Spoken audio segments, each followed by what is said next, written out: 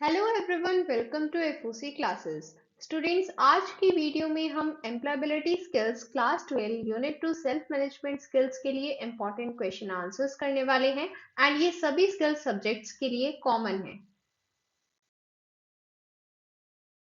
Pattern हमने already last video में discuss किया था जहां पर हमने कम्युनिकेशन स्किल्स के क्वेश्चन आंसर किए थे। यहाँ पर आपको पता है ऑब्जेक्टिव क्वेश्चन होंगे एंड सब्जेक्टिव, ऑब्जेक्टिव 1 मार्क के एंड सब्जेक्टिव 2 मार्क्स के। Okay, so let us start. सबसे पहला क्वेश्चन है, यहाँ पर हमें बताना है गिवन वेज में से ऐसा कौन सा वे है, तरीका है जिसकी हेल्प से हम रिजल्ट ओरिएंटेड बन सकते हैं। तो रिजल्ट ओरिएंटेड बनने के लिए आपके पास एक एक्शन प्लान होना चाहिए। The correct option is C.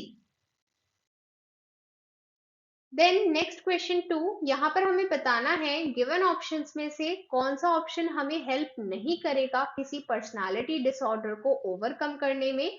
Means अगर हमें पर्सनालिटी डिसऑर्डर है, अगर हमें उसे ओवरकम करना है, तो इनमें से कौन से ऑप्शन ठीक है और कौन से नहीं, ये हमें आइडेंटिफाई करना है। यहाँ पर हमें दिख रहा है जो लास्ट ऑप्शन है D, stay alone at home, तो ये हमें हेल्प नहीं करने वाला है पर्सनालिटी डिसऑर्डर को ओवरकम करने में, उससे उभरने में। The correct option is D. Okay, then next question, यहाँ पर हमें बताना है incentives means external rewards, awards की वजह से हमें कौन सा मोटिवेशन मिलता है, that is called extrinsic motivation. Then next, smart goal, आपको पता है स्मार्ट एक एक्रोनिम है, तो यहाँ पर आपको बताना है गिवन में से कौन सा इनकरेक्ट है स्मार्ट गोल के लिए। हमें पता है आर स्टैंड्स फॉर रियलिस्टिक, तो ये जो रीडेबल टाइम है ये गलत ऑप्शन है। The answer will be D, readable time. Okay, then question 5, यहाँ पर आपको बताना है गिवन क्वेश्चन में कौन सा टाइप ऑफ पर्सनालिटी डिसऑर्डर है। यहाँ पर हमें बताया गया है मालविका को यहाँ पर extreme social inhibition and inadequacy की फीलिंग है। यहाँ पर हमें फोकस करना है मेन कैरेक्टरिस्टिक पर।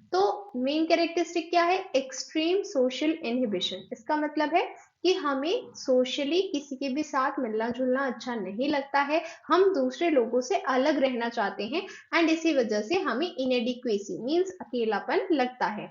क्योंकि हम किसी से मिल ही नहीं रहे हैं, हमें ऐसा ही लगेगा, बट वो हमने अपना एक डिसऑर्डर बना लिया है। क्यों? क्योंकि हम किसी से सोशल गैदरिंग नहीं करना चाहते, हम सोशली मीट नहीं करना चाहते। ऐसे में हम सोशली लोगों को अवॉइड करते हैं। The correct option is B, that is avoidant. Then question 6, अगर आपको अपनी values, likes, dislikes, strengths and shortcomings के बारे में पता है कि आपकी क्या पसंद है, क्या नापसंद है, या फिर आपकी क्या वैल्यूज हैं, आप किस चीज में अच्छा करते हैं एंड कहाँ पर आप थोड़े वीक हैं, ये सभी चीजें अगर आपको पता है, तो ये क्या डिनोट करता है, ये डिनोट करता है कि आप सेल्फ अवेयर हैं। ठीक है, the correct option is C. Then next question, यहाँ पर आपको बताना है पर्सनालिटी डिसऑर्डर जिसमें आप बहुत ज्यादा ओवर रिलायंस मींस आप बहुत ज्यादा ओवर रिलाई करते हैं दूसरे लोगों पर, किस लिए, ताकि आप अपनी इमोशनल एंड फिजिकल नीड्स को कंप्लीट कर पाए। देखिए, जब आप दूसरों पर हद से ज्यादा डिपेंडेंट रहते हैं, that is called dependent personality disorder. The correct option is A. Then next question 8, Sona अपनी सिस्टर को हेल्प कर रही है एक पर्सनालिटी डिसऑर्डर ओवरकम करने में, तो सोना को क्या करना चाहिए, she should talk to her sister, engage her in hobbies, help her build confidence. हमें पता है ये तीनों ही ऑप्शंस तब हम यूज करते हैं जब हमें ओवरकम करना है किसी भी पर्सनालिटी डिसऑर्डर को। ऑफ कोर्स ये तीनों ही करेक्ट है, हमें उनसे बात करनी चाहिए, उसे कहना चाहिए कि वो किसी हॉबी में एंगेज रहें एंड साथ ही वो अपना सेल्फ कॉन्फिडेंस भी बिल्डअप करें। The correct option is D. Then next question 9, यहाँ पर आपको बताना है ऐसी कुछ सोर्सेज जिसकी हेल्प से स्टूडेंट्स को इंस्पिरेशन मिलती है, मोटिवेट होते हैं स्टूडेंट्स अपना गोल अचीव करने के लिए। तो देखिए यहाँ पर आपको सबसे मोस्ट अप्रोप्रिएट ऑप्शन चूज करना है। ऐसा नहीं है कि आपने कोई फिल्म देखी एंड आप इतने ज्यादा मोटिवेट हो गए कि बस अब आप सीधा अपना गोल अचीव कर लेंगे। नहीं, उसके लिए आपको खुद अपने बारे में पता होना चाहिए।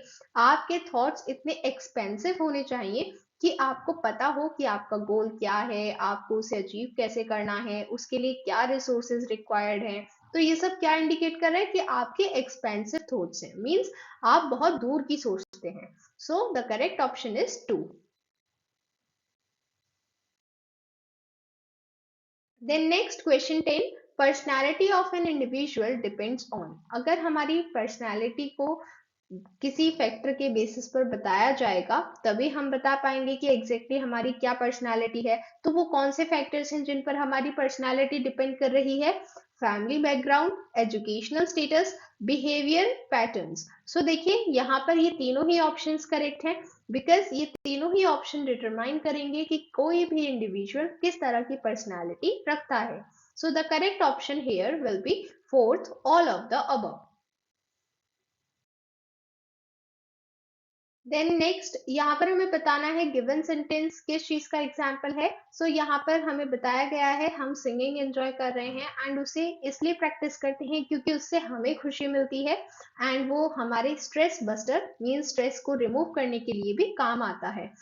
ऐसे में ये किस चीज का एग्जाम्पल है? ये एग्जाम्पल है इंट्रिंसिक मोटिवेशन का।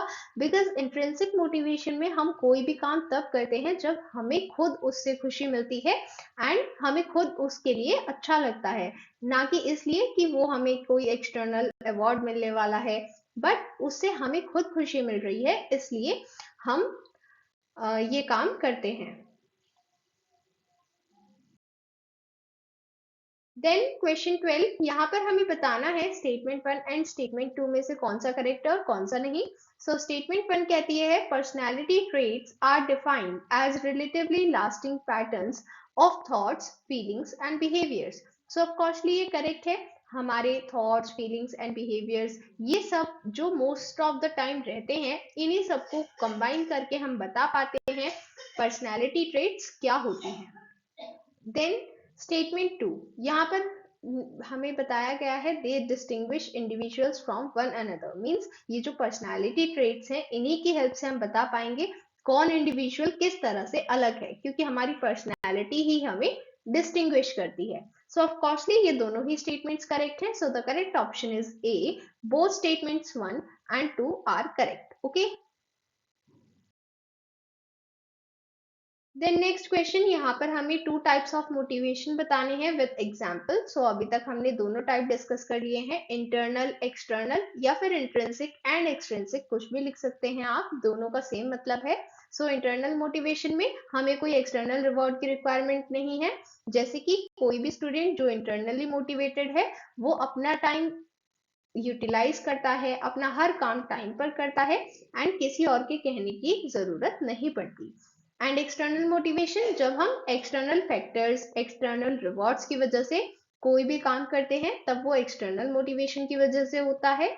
एंड इसका एग्जाम्पल है एक ऐसा स्टूडेंट जो अपना लेसन सिर्फ इसलिए कंप्लीट कर रहा है ताकि उसे पनिशमेंट ना मिले या फिर उसे कोई रिवॉर्ड मिले उस लेसन को कंप्लीट करने के लिए। ओके, देन नेक्स्ट क्वेश्चन, यहाँ पर हमें ऐसी टू टेक्निक्स बतानी है जिनकी हेल्प से हम लॉन्ग रन में मीन्स बहुत लंबे समय तक एक पॉजिटिव आउटलुक मेंटेन रख सकते हैं। इसके लिए हमें सबसे पहले physical exercise and fresh air लेनी चाहिए सो दैट हम हेल्दी रहें, बिकॉज जितना हम फ्रेश एयर में रहते हैं हम उतने ज्यादा एक्टिव रहते हैं। And then organise academic life, because आप एक स्टूडेंट हैं तो आपको अपनी एकेडमिक लाइफ को ऑर्गेनाइज रखना चाहिए, बिकॉज अगर आप अपनी एकेडमिक लाइफ मीन्स अपनी क्लास नोट्स, अपने असाइनमेंट्स एंड हर चीज को एक टाइम पर कंप्लीट करेंगे तो आपको किसी भी चीज का स्ट्रेस नहीं रहेगा एंड आप पॉजिटिव रहेंगे। ओके, देन नेक्स्ट क्वेश्चन में हमें बिग 5 फैक्टर्स का नेम बताना है एंड उनमें से कोई भी एक डिफाइन करना है। यहाँ पर सबसे पहले हम नेम्स बताएंगे, openness, consciousness, extraversion, agreeableness and neuroticism.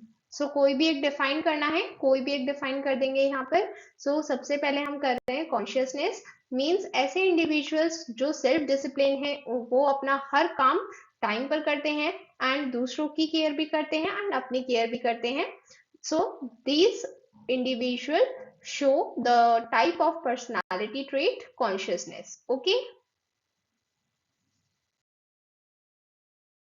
Then next question में हमें बताया गया है शिखा एक ओल्ड वुमेन है एंड वो अपनी फैमिली के साथ रहती है एंड उसे आदत है कि वो एक दिन में अपने हैंड्स को एटलीस्ट 20 टाइम्स वॉश करती है एंड इवन वॉशिंग के बाद भी उसे लगता है कि उसके हाथ साफ नहीं है एंड वो फिर भी उन्हें रब करती रहेगी, वॉश करती रहेगी।